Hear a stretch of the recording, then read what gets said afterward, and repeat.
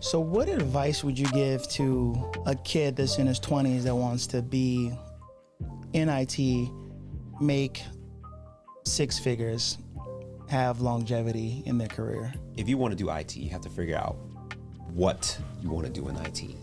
And the only way for you to figure out what you want is to try a lot of things, right? Because you're still young.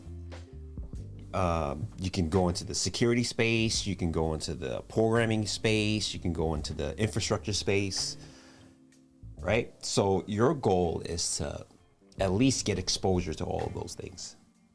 And you kind of figure out which one you are more interested in. And based on that, based on your interest level, you can kind of like dive deeper into that. You can have a niche within the IT industry, right?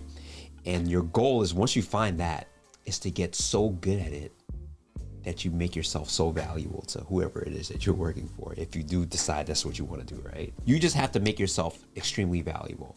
And what does that look like? Does it mean you have to be like the most smart, technically savvy person? Not necessarily, right? There's other aspects to IT, right? Are you able to influence people, especially in the leadership role, to try new technology? Are you able to get their buy-in? And that requires you to be able to articulate in a way that they can understand. Because a lot of management, they don't care about the technical jargons, right? How are you going to influence them in the language that they understand? So you have to get really good at understanding technology and break it down in layman's terms. That is one of the most important skill sets that's so overlooked. You can be excited about technology all you want, and you know what the value it can bring to a company. But if you cannot share the vision, you're not going to get that in any space, because most people just look at the numbers, especially in management and upper management and from an overall budgeting perspective. So I'm hearing you talk, and you mentioned being able to translate engineer speak to business speak or business conversation that's relevant. So I guess my curiosity is, how does that tie in? Like you said, numbers. Can you tie that together for me? I can only speak for the space I'm in, right? Mm-hmm. So there's a budget for IT. Okay. Right? There's the need. Most companies want to fulfill that need at the lowest cost possible. Okay. And we usually understand that you pay for what you get. So my job as an engineer, if I want the company to succeed, if I want us to hit our benchmarks, and I know that this product X costs less, but I know it has not nearly the capabilities we need, how can I make the case for something that's a little bit more expensive, maybe a lot more expensive, and show the value on why we're spending the money, rather than spend money on something else that's not going to fulfill all the needs. And listen, not all service or product is like one size fit all, right? We might have two different products that meets all of our needs.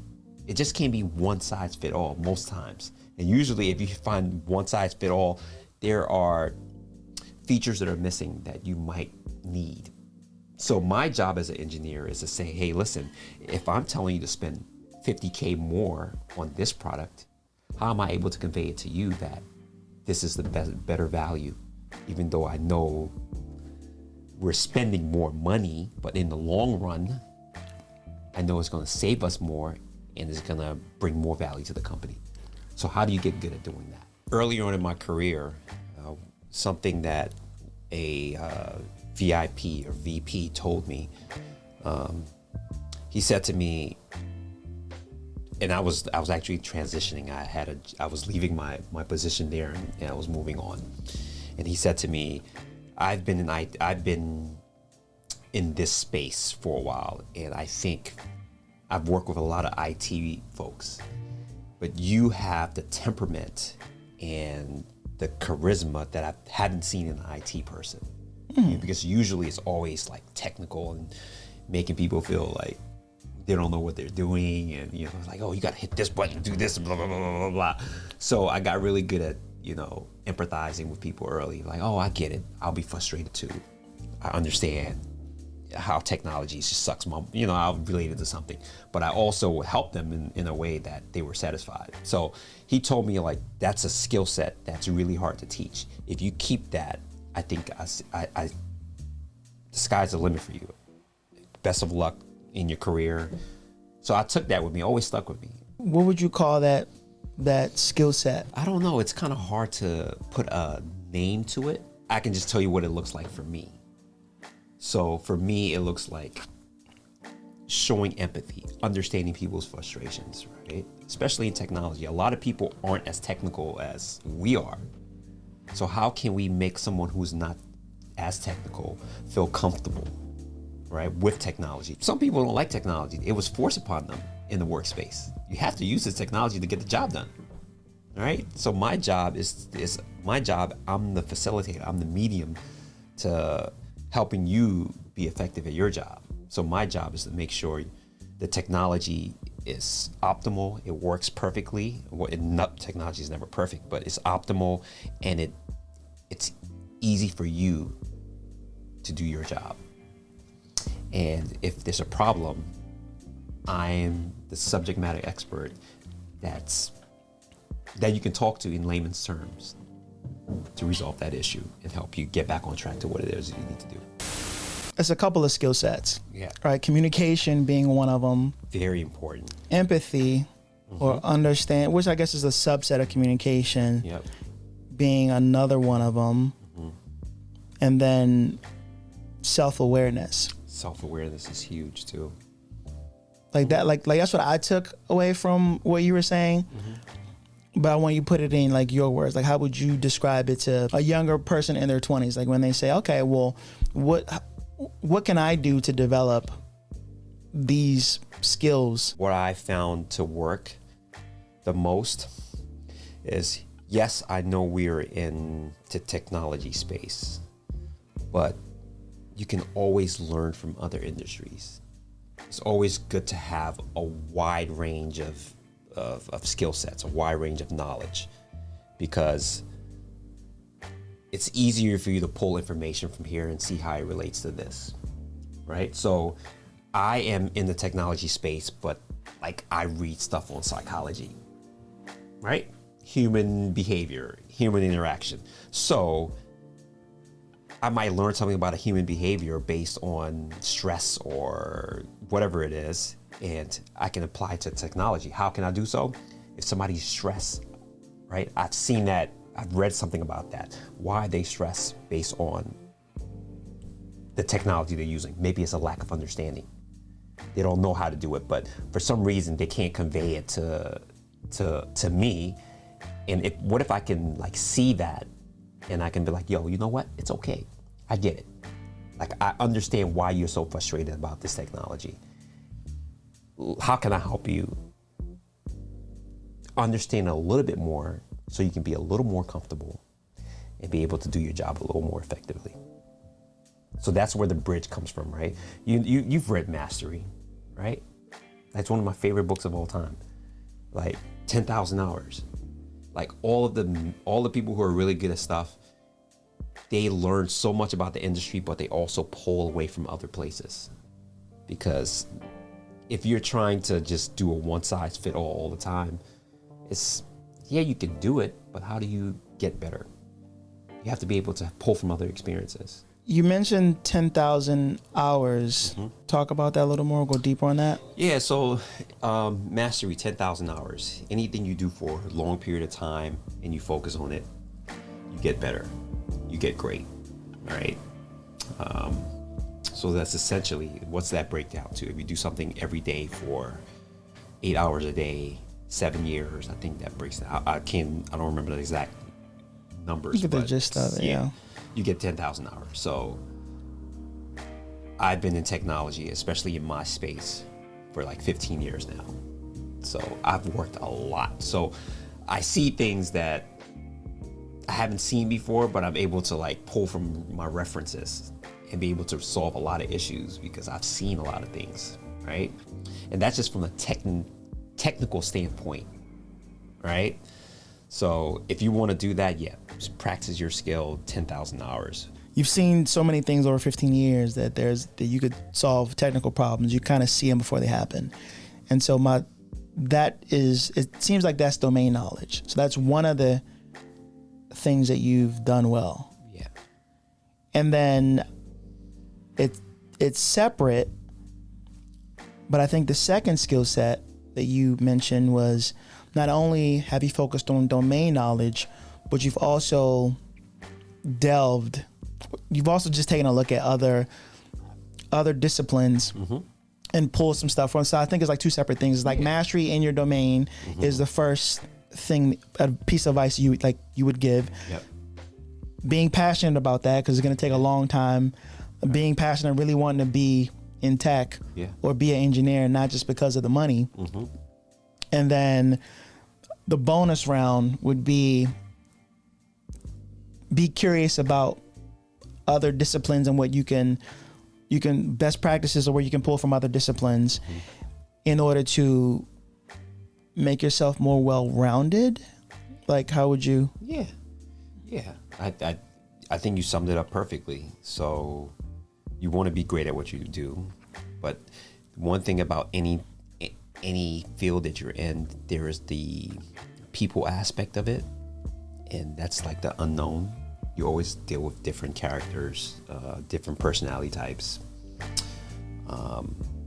All across the board. How can you navigate through that? Because technology is like the easy part.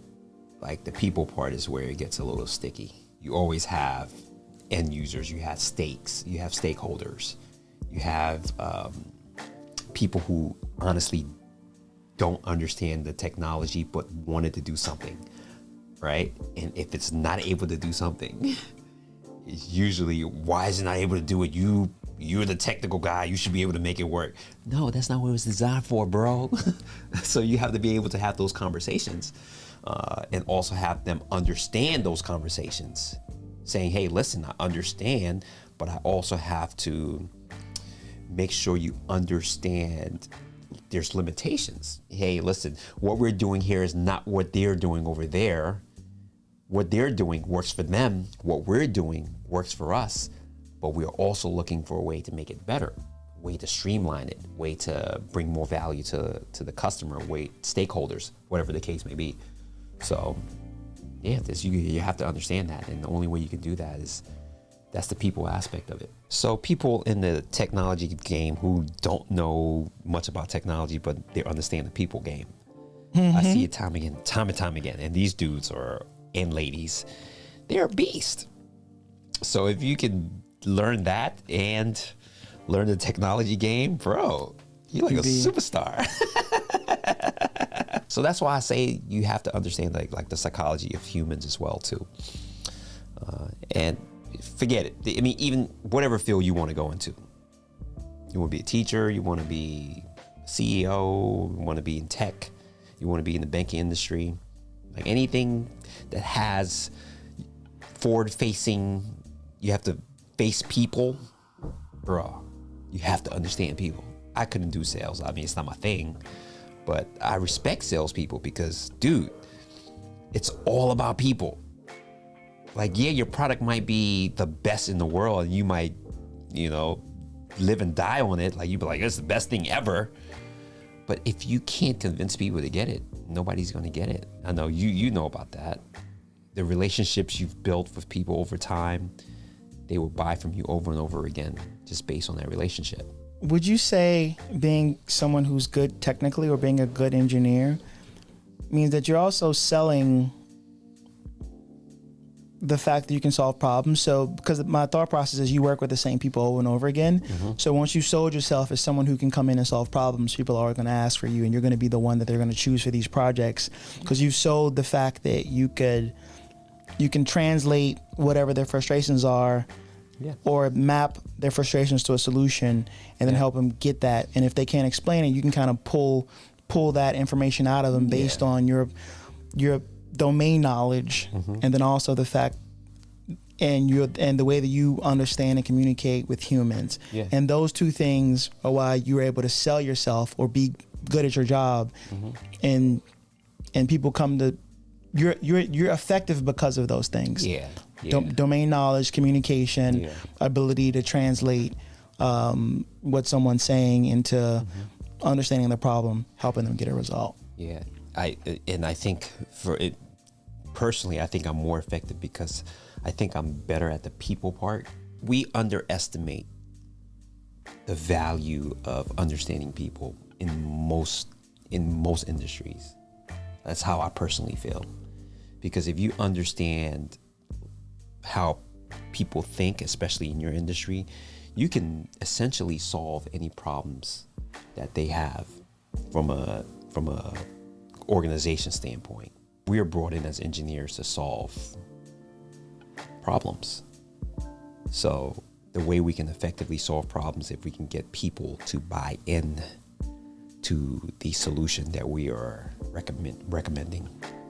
And how do you do that?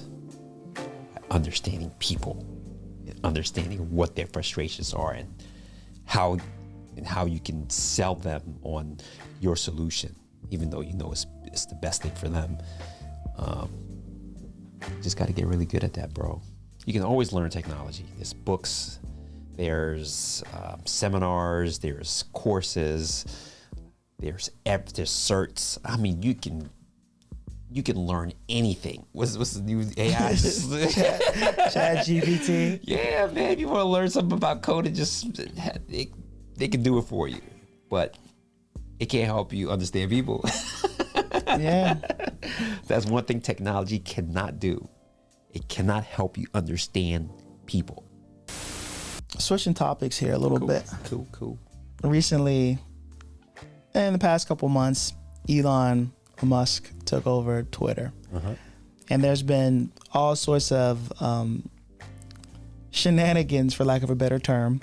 Sometimes the way I think about these different scenarios, like I almost like role play, like in various scenarios from a sales perspective, like, hey, like if I was in this CEO spot, how would I handle that? If I was in this client spot, how would I handle that?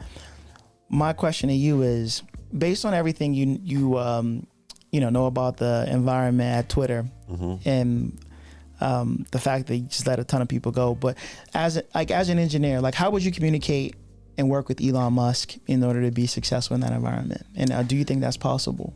So I will let's take a step back, right? Would I want to be in that environment?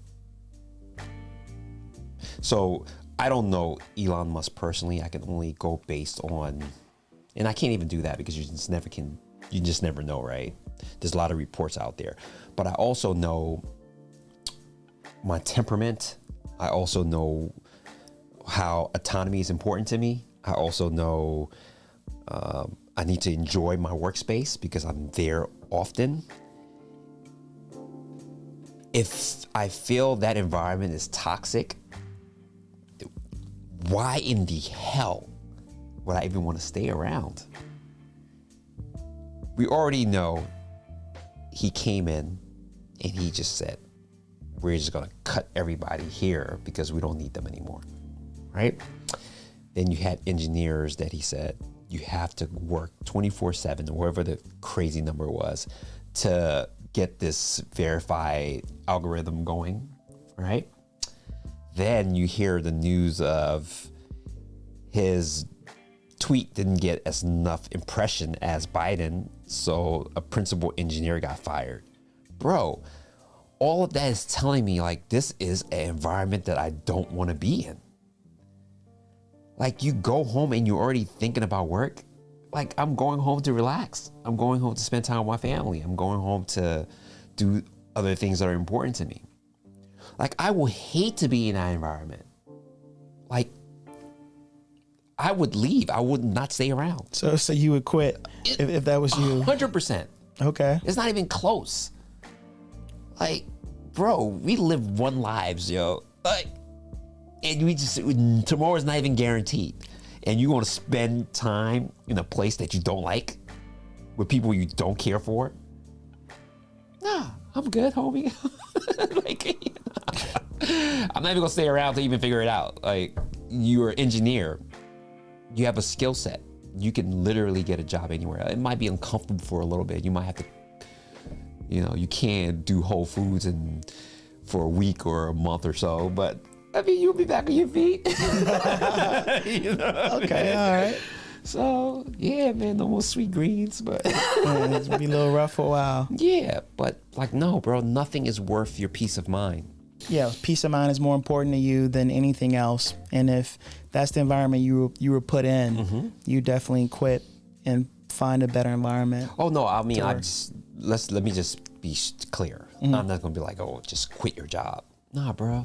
Like, you start the process right away. Like, you start hitting up recruiters. Okay, you start I got looking you. for a replacement. You start putting out, I don't know, 20 to 30 resumes a day. You get on the ball because you know it's coming. So start preparing yourself because it's inevitable. Like, you're either gonna get burnt out or you're gonna get fired. So rather than wait for that to happen, bro, you better start right away.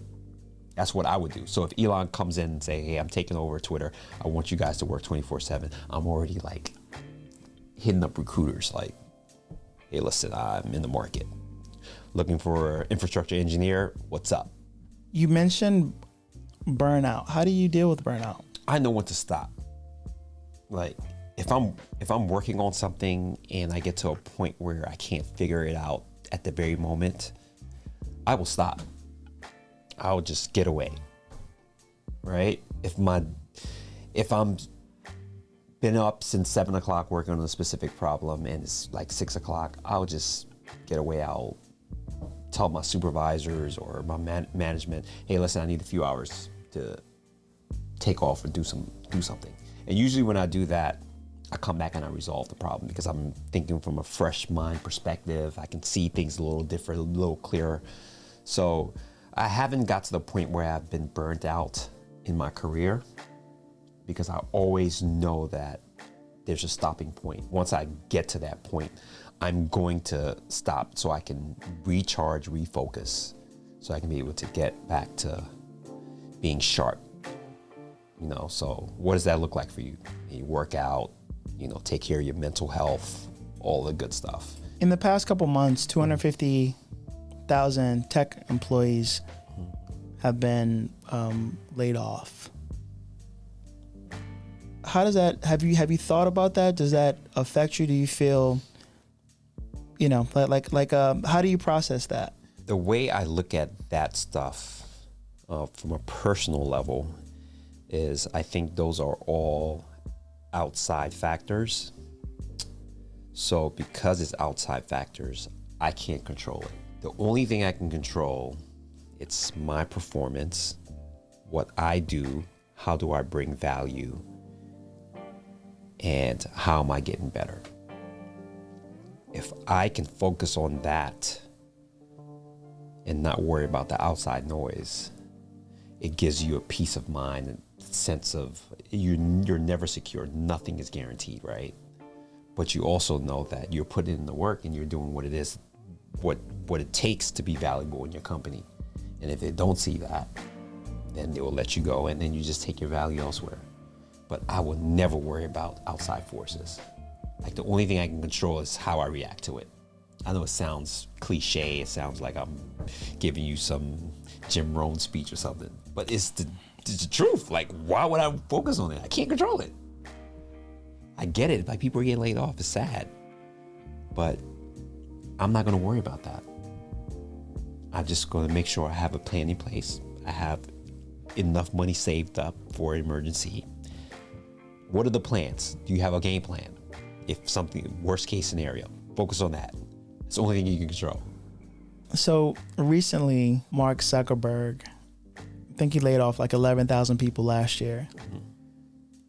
And then this year, probably like in the past week, he laid off another 10,000. And he's calling this the year of efficiency. And one of the funny things that he said was, all the managers, like, he's flattening the organization. So if you're a manager, you got to actually know how to code and do work. Oh, wow. How do you feel about that strategy? It's interesting, right? Because in my experience, managers have a different level of skill sets than programmers or coders, right? So it's like me saying I'm bringing in a one fit solution for everything, knowing that this programmer slash manager might not have some of the skill sets that it's needed to perform different tasks as a manager, but he's a hell of a programmer, right? So I don't know how that's going to work. I just don't. I'm interested to see how it's going to play out. But I get it. You want to cut the fat. There's some managers that really don't do shit, but just pencil pushers and just, tell you what to do. But maybe they see that in at Facebook. Maybe they're trying to get rid of those folks, and bring in people who can actually bring value. Because I personally don't want a manager that wasn't. If I'm in the software space, right? I'm coding.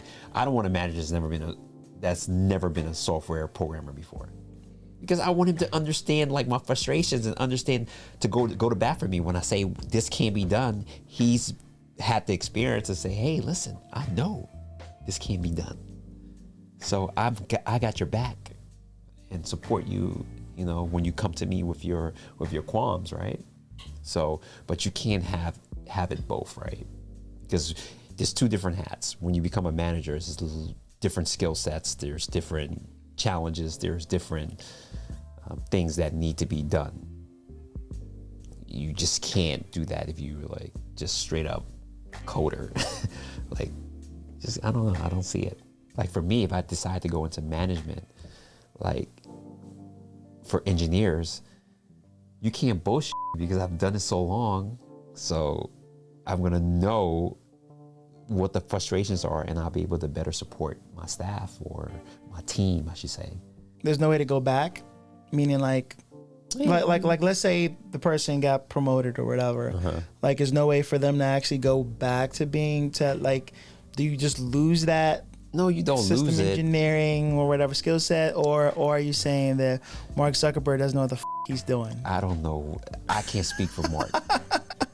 I don't know. Like he's running a $1 billion company. I just don't know. But I do know. I've seen. You can go back because you have a software developer who becomes a manager and he sucks at management. So they'd be like, nah, bro, you got to go back to being a software engineer. So I've seen that. I've seen that. So should he fire them or give them a chance to go back to being an individual contributor? It depends if they're valuable, if they have a skill set that makes them valuable to the company. But if you haven't managed in a couple of years, I guess you're right. I guess you just got to find out. Got to find out. That's sad. Yeah, he's going to have to find out. That's the only way to look at it. That's the only way. It's like trial and error, right? You have to figure out what works. And how do you figure out what works? By trying it. Yeah, which is... I guess is a good business model. I don't know. You leave that to the billionaires. Yeah, you got the revenue and the VCs to fund you to do some shit and see if it works or not. Yeah, I mean that's how the whole industry works, right? They throw money at a bunch of shit. During good times. During good times. Right now. And one or two of them might work, and then like 199 of them fail. And then the two blow up, and then you make your money back. I mean, shit. That's a good business model, I guess. Yeah, like not right now with the current recession. Yeah. I can't throw too much stuff at the wall. I got activist investors. They got to show some sort of profit. These activist investors are tripping, though. These dudes are wilding. Anyway, that's a different story. Yeah, we'll leave that for another time. All right. Are you threatened by AI? You think it's going to take your job? Possibly. And how far out you think before AI becomes good enough to take some, to... Yeah, I guess like what's the threat like based on what you know so far, and obviously I know. I mean, AI is there's a potential, right? So we have everything is moving to the cloud, right? So to integrate infrastructure, Active Directory, all the things that, comes with a infrastructure. It takes like some coding, it takes some implementation.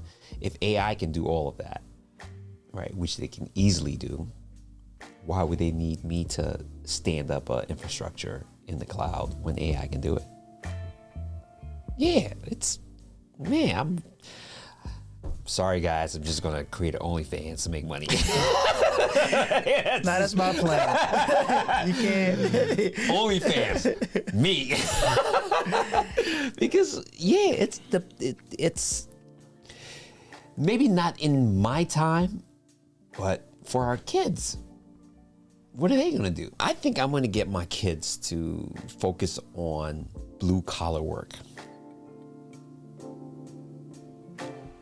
Being plumbers, everybody's gonna need the toilet fixed. Renovations, everybody's gonna need their home remodeled. AI can't do that. I'll learn that trade. You pay me $200,000. A lot of competition in that. Well, we know marketing now, so we could. Gotta get rich enough to get the hell out. Yeah. I'm trying to be at the gym on Tuesdays, man. I ain't trying to be plumbing. Man, I'm telling you, fixing somebody's toilet will get you buff, bro. All right. Time to end this interview. It's time to go home. We discussed a lot of different skill sets today, but what are the top 3 areas or top 3 things that you would have somebody focus on to put themselves in a position to be where you are in your career? Obviously, one, you have to learn the skill set that you need. There's no way around it. You have to learn it. You have to enjoy it. You have to make sure you take all the steps necessary to put yourself in the space to learn all that stuff. You have to protect your space. You have to protect your environment. You have to keep things out that are not conducive to you learning, not conducive to you thriving, not conducive to eliminating. You can never eliminate stress, but you don't want stress. So that could be situations, that could be, unfortunately, people, that could be anything. So protect that space, bro. Like, I see so many times we come to work and we bring outside stresses into it, right? And then we take stresses from work and bring it outside. So how can you have a balance of that, right? When you leave work at work, you home, focus on home, you keep all the bad apples out, right? And you focus on the things that are important, because if you're happy, you're gonna be happy at work. Do therapy if you have to. I highly recommend it. So that's 2. And 3, take care of yourself. Eat well, drink water, work out. Your body's strong, your mind's strong. It puts you in a better space just to perform. So those are the 3 things. Learn your craft, keep your mental space clean, and take care of yourself. Well, thanks for coming. Of course, man. On the podcast today. This is fun, bro. It's been a while since we've chatted, but yeah, I definitely appreciate the wisdom and knowledge that you've shared today, and shared with. Man. Yeah, and the main goal for this podcast is to help people in their career, and our specialty is tech. So I'll be interviewing a lot of tech people, right? Like the tenets are just make money, save money, don't get scammed, right? I mean, which is the keys to wealth, really, right? And I think you talked about a lot of that today on the podcast, especially the skill set piece. Like today with social media, everything seems like it's fast. Like, hey, buy this NFT, make $1 million. Buy crypto, make $1 million. But people who make a lot of money or have thriving careers, like you, myself, right? We aren't in the super upper echelon, but you can make a 6-figure to multiple 6-figure living if you have certain skill sets and are able to keep those skill sets up to date and understand what's going on with the market. Like you're relevant to the people who need your skill set, right? Like right now. and that's what you're doing, and you're good at it, and you've been doing it for 15 years. So hopefully somebody takes the advice that you're giving them and applies it to help move their career forward. All right, guys, that's all we got for today. If you like this video, like this podcast, like and subscribe, and we'll see you in the next video. For sure.